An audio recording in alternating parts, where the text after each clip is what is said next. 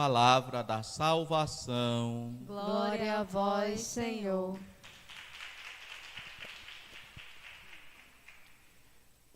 Estamos, irmãos e irmãs, nestas leituras primeiras destas missas destes últimos dias, acompanhando as leituras dos ciclos dos chamados patriarcas.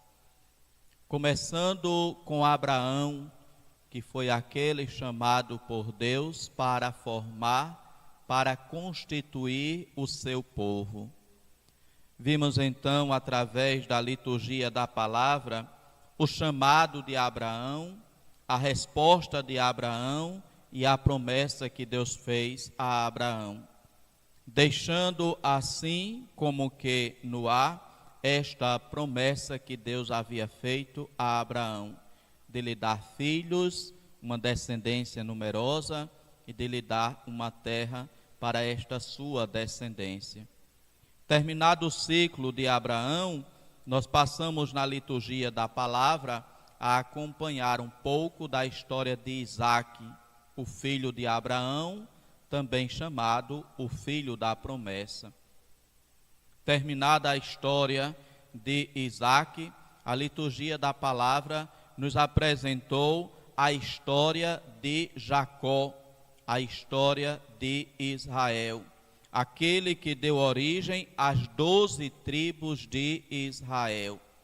E aqui, terminando então, quase que no final da história de Jacó, a gente já começa a escutar na liturgia as histórias relacionadas a José, um dos filhos de Jacó, aquele que foi vendido pelos próprios irmãos por inveja e por ciúme do amor que o pai tinha para com ele, que era, como eles próprios dizem, nesta primeira leitura da Santa Missa de hoje, que era o filho nascido na velhice de Jacó. E por isso Jacó, que também era chamado Israel, tinha um apreço e tinha um amor especial por José. Os irmãos, com inveja, venderam este irmão, inclusive queriam matar, e aqui na primeira leitura, Rubem vai dizer para eles: agora estão nos pedindo conta do sangue do nosso irmão. Eu bem avisei, eu bem lembrei a vocês para que não fizessem nenhum mal para o menino, para a criança, que era, afinal de contas, irmão deles. E então, eles como que acataram aquele pedido, não mataram o menino, mas venderam o menino, que depois foi para o Egito e se tornou o segundo homem mais importante lá no Egito, que era o império, que era o reino que dominava aquela parte então do mundo. E agora, irmãos e irmãs, a liturgia da palavra nos apresenta nesta primeira leitura este encontro de José com os seus irmãos. José, que passou a ser o segundo homem mais importante do Egito. Era ele quem decidia, era ele quem tomava as decisões. Tanto é que, quando as pessoas chegavam lá, naquela época em que houve uma grande fome sobre toda a terra, iam procurar o faraó, e o faraó respondia: dirigi-vos a José e fazei o que ele vos disser. Ide a José que ficou conhecido como José do Egito, aquele homem que teve grande poder, e que depois esta mensagem do faraó, ide a José, será lembrada pelos cristãos, recordando um outro José, aquele que assumiu a missão de ser o pai adotivo de Jesus. Ide a José, foi aquilo que o faraó disse e dizia para as pessoas que chegavam passando necessidade, que chegavam para comprar alguma coisa. E esta expressão, ide a José, será usada também na igreja, fazendo referência a José, esposo de Maria, pai adotivo de Jesus. E assim, este ide a José irá dar origem a uma verdadeira, grande e profunda devoção em toda a igreja, a tal ponto que São José será declarado o patrono, o padroeiro universal de toda a igreja. Assim, a igreja se coloca também sob os cuidados de José, não José do Egito, mas José, esposo de Maria, aquele escolhido para ser o pai adotivo de Jesus. Pois bem, irmãos e irmãs, quando chega lá a família de José, os irmãos de José, que estavam passando fome, que agora estavam indo lá no Egito para comprar comida, para escapar da fome, eles se encontram com o próprio irmão. Não o reconhece, nem José se identifica, porque nos diz a leitura, ele falava com eles por meio de intérprete. Ele colocava alguém para traduzir aquilo que os seus irmãos estavam dizendo, sendo que ele próprio entendia tudo o que os próprios irmãos estavam dizendo. E assim, irmãos e irmãs, a gente vai encontrar na leitura primeira de amanhã, José que se identifica para os seus irmãos. Eu sou José que vocês venderam para o Egito. Mas José vai dizer, não tenham medo, eu não vos farei mal. Se fosse no nosso ditado, a gente teria dito, ou José teria dito, o mundo dá voltas, o mundo capota, não gira, ele capota.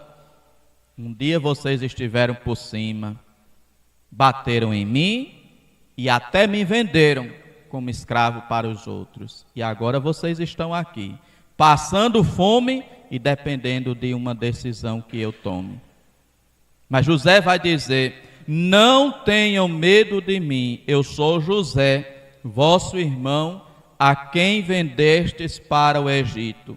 Entretanto, não vos aflijais, não fiqueis aflitos, nem vos atormenteis, por me teres vendido a este país. E qual é a interpretação que José vai dar daquele fato ou daquela maldade que os irmãos lhe fizeram? José vai dizer, porque foi para a vossa salvação que Deus me mandou adiante de vós para o Egito. Não se preocupem, vocês foram instrumentos também de Deus, ainda que fazendo o mal. Porque até mesmo do mal, vai dizer Santo Agostinho, Deus sabe tirar o bem. Deus permite, Deus deixa que o mal aconteça, porque Ele é todo poderoso, a ponto de, até do mal praticado, se tirar o bem ou se aproveitar o bem. Assim, José, na leitura de amanhã, vai então apresentar-se aos irmãos e vai dizer que foi Deus quem mandou ele antes dos irmãos ao Egito, para que assim eles pudessem ser salvos a partir daquele irmão que eles queriam matar. E aí, irmãos e irmãs, olhando a história de José, a gente volta a olhar também para Jesus. Aquele que queriam matar, aquele que de fato mataram, não nos trouxe a morte, nos trouxe a vida, nos trouxe a salvação. Jesus é o verdadeiro José, aquele que vai ser vendido como escravo e pelo preço de um escravo. Lembremos que Judas pediu ou recebeu dos sumos sacerdotes 30 moedas de prata. Era justamente o preço que se pagava por um escravo naquela época. Jesus, então, é vendido por Judas como um escravo. Eles desejam, eles querem, eles planejam e eles executam a morte de Jesus. Diferente de José. José não morreu, Jesus morreu.